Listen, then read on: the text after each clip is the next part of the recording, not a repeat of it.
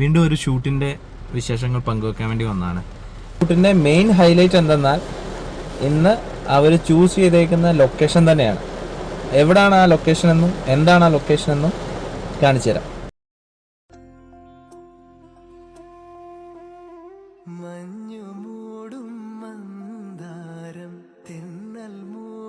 എൻ്റെ ഈ ബാക്കിൽ കാണുന്ന ഈ ഒരു വള്ളത്തിൽ വെച്ചാണ് അവർ ഈ ഷൂട്ട് പ്ലാൻ ചെയ്തേക്കുന്നത്. പക്ഷെ ഞങ്ങൾ വന്നപ്പോൾ ഭയങ്കര മഴയായിരുന്നു.